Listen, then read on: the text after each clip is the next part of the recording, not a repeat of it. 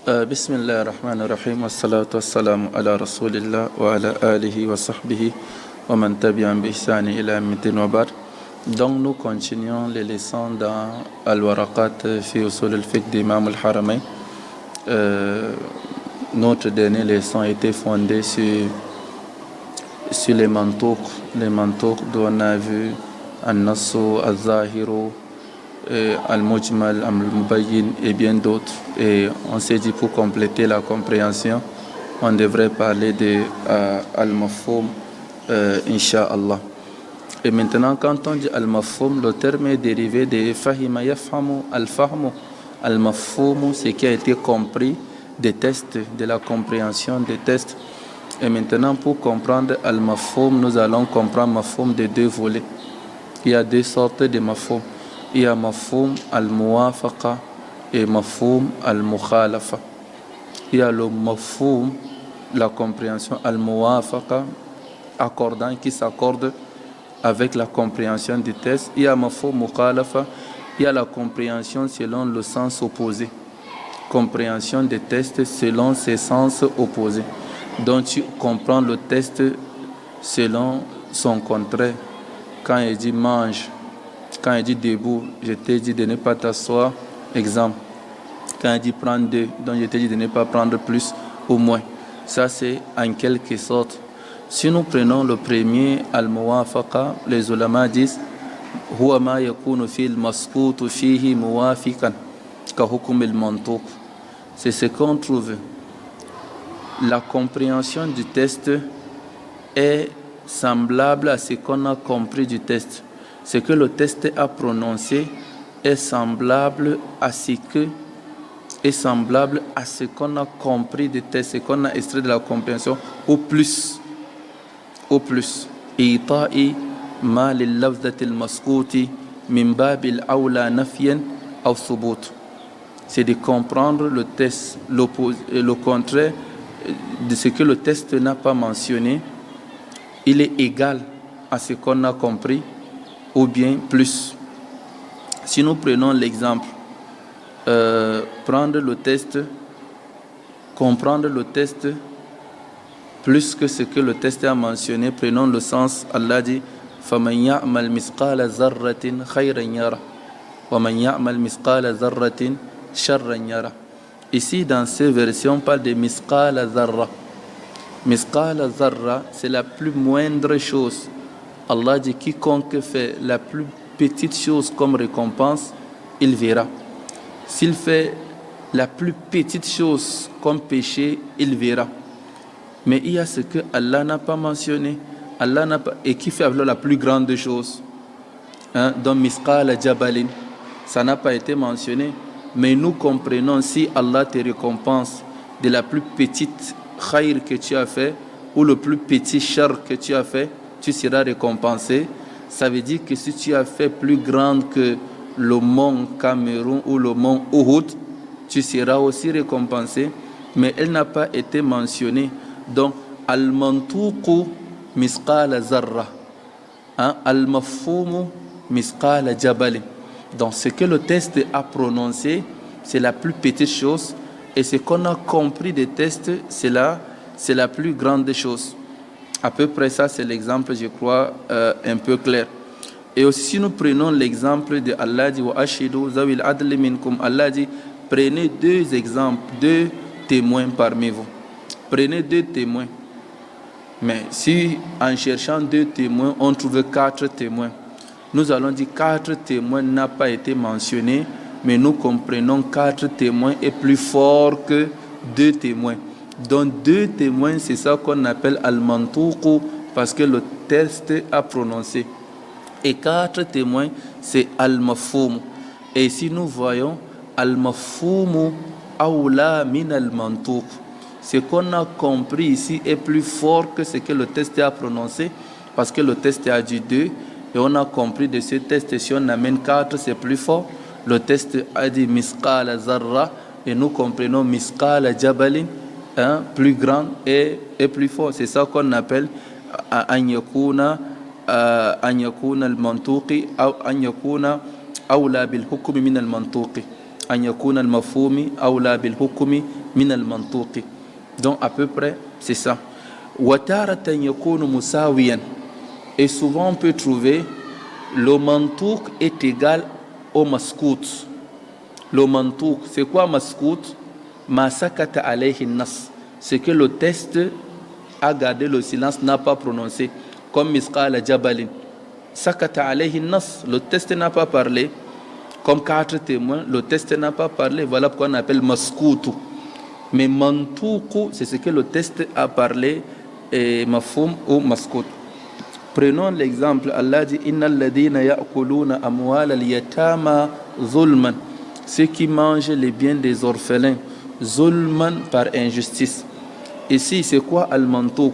Ya'kuluna, ceux qui mangent. Bon, et alors, quel est le maskout ici? On n'a pas dit yukhriqun, ceux qui brûlent, ceux qui déchirent. On a mentionné ya'kulun, mais manger les biens de l'orphelin, brûler les biens des orphelins, déchirer les biens des orphelins, vendre les biens des orphelins, tout c'est égal, c'est la même chose. Pourquoi? Parce que kullu hadha dararun lil yatim, ça nuit à l'orphelin. Voilà pourquoi ici nous allons dire le mantuq ici est égal au maskout. Le maskout est égal au mantuq. Je ne sais pas si on m'a bien compris. C'est en quelque sorte ce qu'on appelle mantuq et mafhumil muwafaqa. Donc, il y a l'accord entre le test mentionné et le test et la compréhension non mentionnée qu'on appelle maskout. Souvent même, le maskout est plus fort, comme on a vu des misqala zarratin et misqala jabalin, et souvent c'est égal, comme innal ladina ya'kuluna amwal al-yatama, et entre celui qui brûle les biens de l'orphelin ou qui fait autre chose, c'est ça qu'on appelle mafhumil muwafaqa. Et maintenant, il y a le mafhumil mukhalafa, comprendre le test à partir de son sens opposé. Donc, quand tu comprends une recommandation, quand tu comprends une sentence du verset, tu comprends une deuxième sentence en partie de l'opposé du test. Le test a dit donne-lui 100 francs. Et le test n'a pas dit ne lui donne pas moins et ne lui donne pas plus. Le test n'a pas dit ça, mais c'est ce qu'on a compris du test. Donc c'est ça qu'on appelle mafhum al-mukhalafa, an yakuna al-maskutu anhu mukhalifan li hukm al-mantuq, et que le sens maskour, le sens non mentionné, compris du test, s'oppose au sens mentionné, dont le sens mantuq s'oppose au mafhum. Donc, comprendre le test à partir de son sens opposé. On appelle ça aussi dalil al-khitabi ou tanbihu et tanbihu al-khitab. Tous ces sont l'école des Hanafi, elle appelle plus dalil al-khitab ou tanbihu al-khitab. Et c'est plus connu dans mafhum al-mukhalafa. Donc c'est ça en quelque sorte le mafhum al-mukhalafa. Bon, maintenant les ulama ont mentionné que mafhum al-mukhalafa sont au nombre de 10. Comprendre le sens, le test, à partir de ce sens opposé, on peut comprendre dans 10 volets. Ashrat Aqsam. Notre cheikh Dr Yahya Abdallah, lorsqu'il nous a enseigné ça, il nous a donné un vers qui composait tous les mafhum mukhalafa. Il nous a dit sif, washtarit, allil, laqib, sunia, udda, zarfaini, hasrin, iriya. Donc il a mentionné tous les 9, mais il y a un qui est réparti en 2, ça fait 10. Il a dit sif, mafhum sifa, washtarit, mafhum shart, wa'allil, mafhum illa, walaqib, mafhum laqab, sunya, mafhum istisna, wa'udda, mafhum adad, zarfaini, mafhum zarf zaman, et mafhum zarf makan, hasrin, mafhum hasri, iriya, mafhum ghaya. Donc voilà les 2 mafhum. Comprend une chose à partir de sa description, ça mafhum sifa, le sens opposé de sifa. Comprendre une mafhum shart, comprendre une chose à partir des conditions qui ont été mises. Et comprendre une chose illa à partir de l'indice qu'on a mis. Quand on dit donne à tous les besogneux, il y a un illa. Donc celui qui n'est pas besogneux, il n'aura pas. Mafhoum al-laqab, le mafhoum à partir des prénoms ou surnoms. Hein? Mafhoum istisna, il y a mafhoum à partir de l'exception. Hein? Et mafhoum al-udda, mafhoum al-adad, le nombre qui a été dit. Si je dis 5, ça dit que ce qui n'est pas 5 n'est pas ça, c'est le sens opposé. Mafhoum al-zarf al-zaman, si Allah mentionne un lieu, zarf al-zaman, un temps. Allah a donné le temps du pèlerinage, il a donné le temps de la prière, il a donné le temps de plusieurs choses dans l'adoration. Donc nous comprenons que nous allons prier Zohr à tel temps. Celui qui prie à l'heure qui n'est pas ça, bimafhoum al-mukhalafa, il n'a pas prié. Hein? As-salatu qabla al-waqti laysa bis-salah. La prière avant le temps n'est pas une prière, n'est pas acceptée. Mafhoum hasrin, recadrer une chose. Hein? Toute chose qui n'entre pas dans ce cadre n'est pas considérée. Et mafhoum al-ghaya, l'objet pour un but à atteindre. Comme Allah dit, salamun hiya hatta, ça c'est ghaya. Ila hatta matla il-fajr. Donc, c'est en quelque sorte ce qu'on appelle les mafahim. Si nous prenons l'exemple de mafhoum sifa, le comprendre à partir des sens opposés, prenons la description. Allah dit, celui qui n'a pas de moyens, il peut prendre une servante.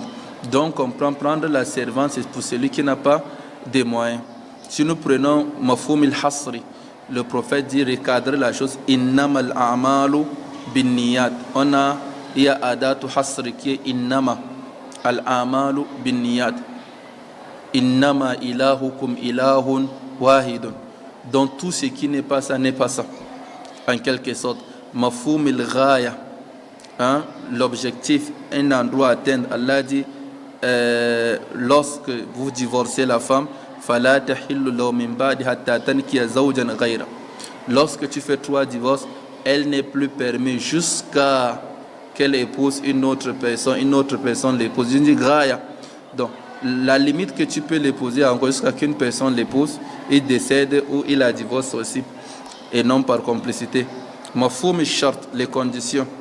Allah dit, Allah parlait de la fin, la femme que tu divorces, elle n'est pas enceinte, hein?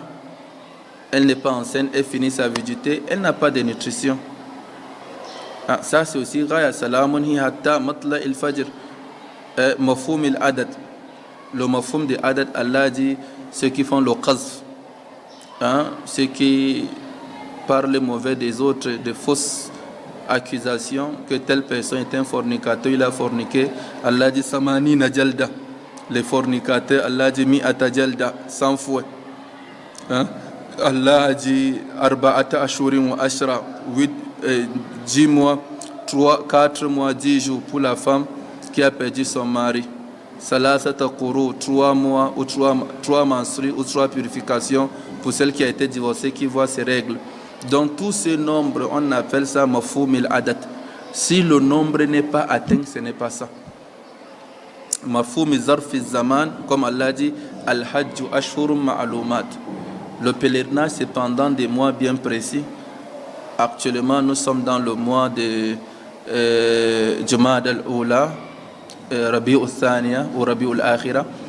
Et tu ne peux pas dire que tu peux faire le pèlerinage maintenant. Peut-être la Umrah.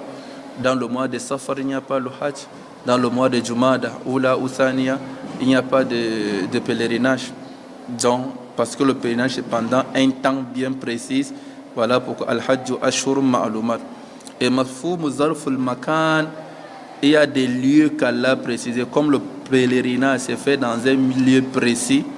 Hors de ça, ce n'est pas le pèlerinage. Al-Itikaf, le retrait spirituel, s'est fait que dans la mosquée. Celui qui ne fait pas dans la mosquée, il n'est pas considéré qu'il a fait itikaf. Allah dit wala tubashiruhunna wa antum aakifuna fil masajid. Donc itikaf c'est fait fil masajid, dans la mosquée.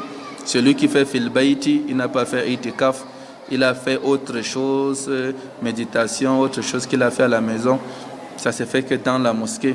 Mafhoum ila illa, tu fais un dit donne à chaque besoin, donne aux orphelins, donne aux veuves, donne à telle personne. J'ai tracé, bien sûr que ça entre aussi dans Sifa, hein, où je vais dire donne aux orphelins pauvres. Donc si tu donnes aux orphelins, c'est mafhoum Sifa. Donne aux orphelins pauvres, c'est mafhoum illa. Si l'orphelin n'est pas pauvre, hein, on ne lui donnera pas. Si la veuve n'est pas pauvre, on ne lui donnera pas. Dans les aisés, on ne doit pas les donner. Et le dernier, on a mafhoum al-laqab. Prendre un surnom et dire le contraire, on dit Muhammad Rasulullah. C'est le dernier ici, mafhoum al-laqab. C'est le plus faible, c'est ce qui n'est pas pris en considération. Les ulama ont rejeté mafhoum al-laqab. Quand tu dis Muhammad Rasulullah, Muhammad est le messager d'Allah. Donc en dehors de Muhammad, il n'y a aucun messager, non. Moussa Rasulullah, Isa Rasulullah, Ibrahim Rasulullah, alayhi salatu wassalam. Quand tu dis, masalan, Ubayda talib al-ilm, donc, Ghayru Ubayda laysa bi talib al-ilm, Ubayda est un apprenant de la science. Donc, est-ce que c'est le seul? Ce n'est pas le seul. Donc, voilà pourquoi il n'y a pas mafhoum al-mukhalafa dans l'aqab. On dit le nom de telle personne et tel. Il n'est pas le seul. Et d'où dit même l'auteur de Maraqi, Ad'afuha, al-laqabu ad'afuha, wa huwa ma'ubi min duniha nazmu kalam al-arabi. Donc, en quelque sorte, voilà les mafaïm. Pour même celui qui n'a pas compris, ce n'est pas grave. L'appétit vient en mangeant, en écoutant 2, 3, 4 fois, en suivant d'autres commentaires des autres ulamas, en continuant les cours de solfique quelque part. L'homme comprendra. Ce sont des sciences qui ont besoin d'exercer, de faire plus la pratique, Inch'Allah. Qu'Allah tabaraka wa ta'ala nous facilite la compréhension. Donc, c'est ici prendra fin de notre assise d'aujourd'hui. Et Inch'Allah, si Allah facilite, nous allons revenir pour parler de Al-Af'al. Al-Af'al, ce sont les pratiques prophétiques. Est-ce que tout ce que le prophète a fait, nous allons faire? Voilà comment il marchait, on doit marcher comme ça. Voilà comment il mangeait, on va manger comme ça. Voilà comment il se tenait pour la prière, on va se tenir comme ça. On appelle ça Al-Af'al. Nous allons venir parler des Af'al et des problématiques qui tournent autour des Af'al, ay Af'al al-Nabi sallallahu alayhi wa sallam. Inch'Allah, subhanakallah, bihamdika, nashhadu an la ilaha illa ant, nastaghfiruka wa natubu ilayk, wa assalamu alaykum wa rahmatullah.